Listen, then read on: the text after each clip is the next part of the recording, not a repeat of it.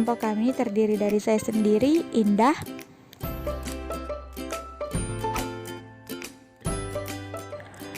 saya Nur Fikrayanti, dan saya Andi Nur Ramadhani.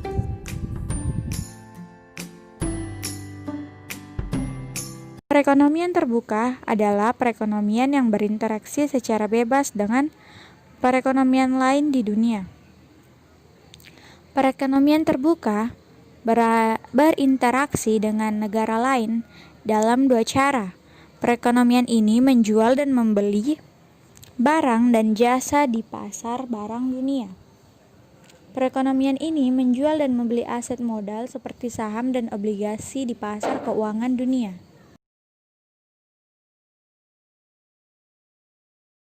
Arus barang dan modal internasional. Amerika Serikat adalah perekonomian yang sangat besar dan terbuka, mengimpor dan mengekspor sejumlah besar barang dan jasa. Selama 4 dekade terakhir, perdagangan internasional dan keuangan telah menjadi semakin penting. Arus barang, ekspor, impor, ekspor neto.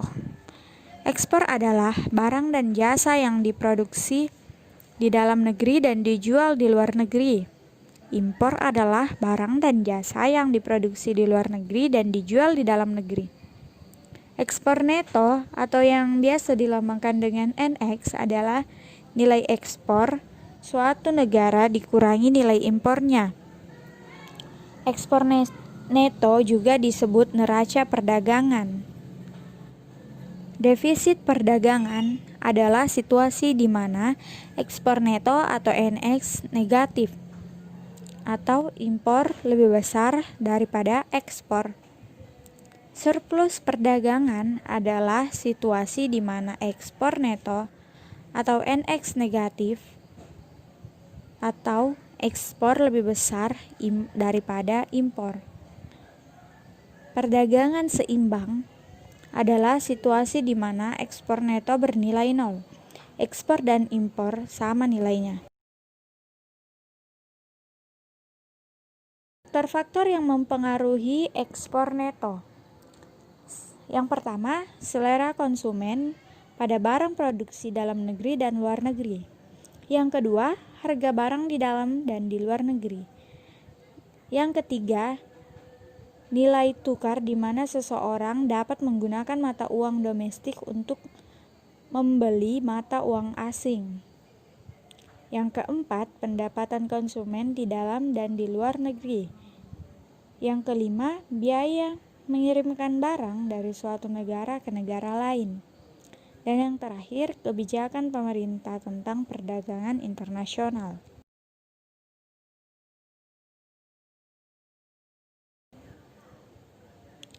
Berikut ini adalah kurva dari figure 1 internasionalisasi perekonomian United States atau Amerika Serikat. Bisa dilihat dari kurva tersebut persen dari GDP-nya atau gross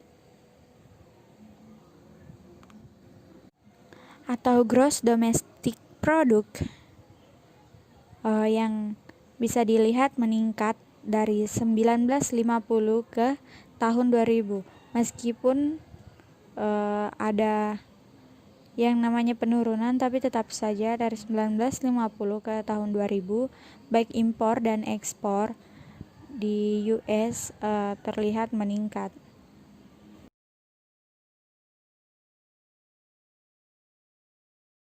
Arus keluar modal neto adalah pembelian aset luar negeri oleh warga domestik dikurangi pembelian aset domestik oleh warga asing. Variabel-variabel yang mempengaruhi arus keluar modal neto.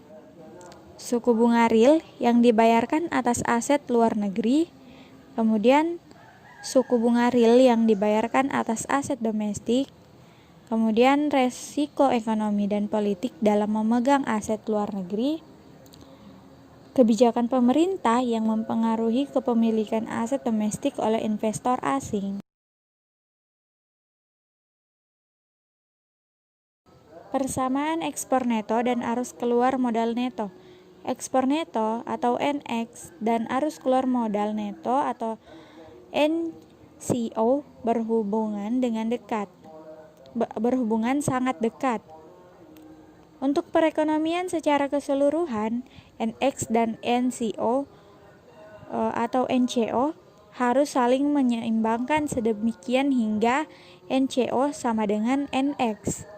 Persamaan ini muncul karena setiap transaksi yang mempengaruhi salah satu sisi persamaan ini juga mempengaruhi sisi lain dengan jumlah yang sama.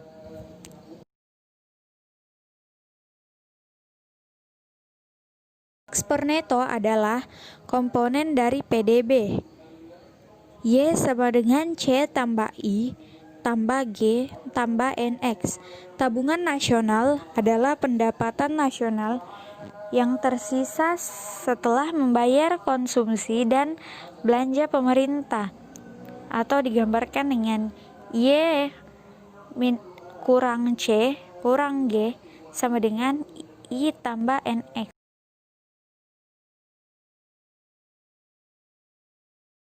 Tabungan investasi dan hubungannya dengan arus internasional, di mana tabungan nasional dalam kurung S sama dengan Y, C, dan G, sehingga S sama dengan I positif NX, saving or domestic, dan net capital or fall. S sama dengan I positif N, C, O.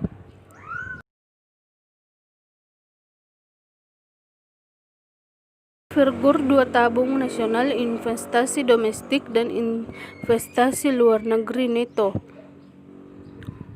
Kurva A, nasional saving dan domestic investment, ditunjukkan dalam kurva berikut.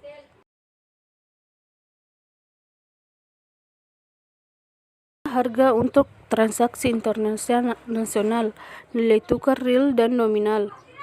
Yang pertama, transaksi internasional dipengaruhi oleh harga internasional. Kedua, dua harga internasional paling penting adalah nilai tukar nominal dan nilai tukar real. Nilai tukar nominal adalah nilai yang digunakan seseorang saat menukar mata uang suatu negara dengan mata uang negara asing. Nilai tukar nominal. Apresiasi adalah peningkatan nilai mata uang yang diukur oleh jumlah mata uang asing yang dapat dibeli. Kedua, depresiasi adalah penurunan nilai mata uang yang ditukar oleh jumlah mata uang asing yang dapat dibeli.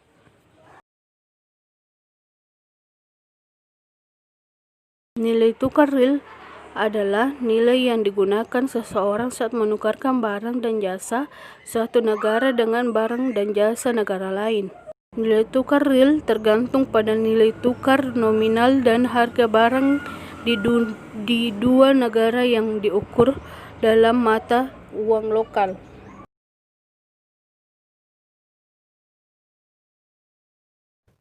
Teori pertama, penentuan nilai tukar paritas daya beli. Teori paritas daya beli adalah teori paling sederhana dan paling diterima secara luas dalam menjelaskan variasi nilai tukar mata uang. Paritas daya beli adalah teori nilai tukar yang menyatakan bahwa satu unit mata uang tertentu harus mampu membeli barang dalam jumlah yang sama di semua negara.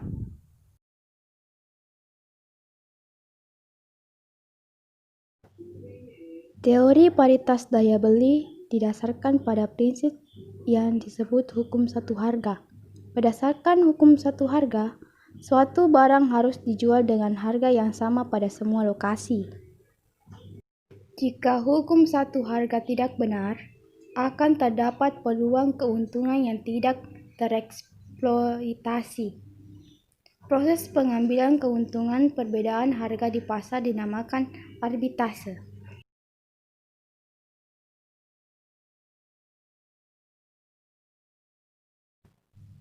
Jika arbitrase terjadi, akhirnya harga yang berbeda di dua pasar tertentu akan sama.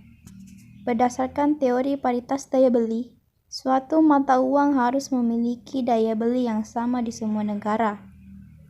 Jika daya beli dolar selalu sama di dalam dan di luar negeri, maka nilai tukar tidak bisa berubah.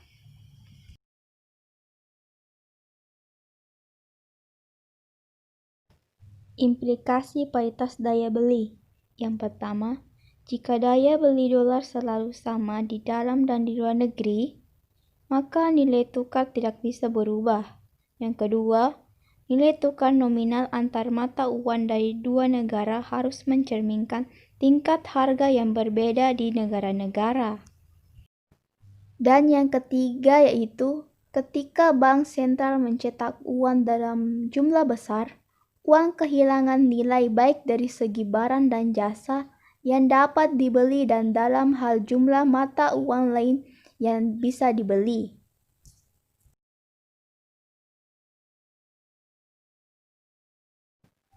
Keterbatasan teori paritas daya beli. Yang pertama itu, banyak barang-barang yang tidak mudah diperdagangkan atau dikirim dari satu negara ke negara lain. Yang kedua, barang yang tidak diperdagangkan tidak selalu substitusi yang sempurna ketika barang tersebut diproduksi di berbagai negara.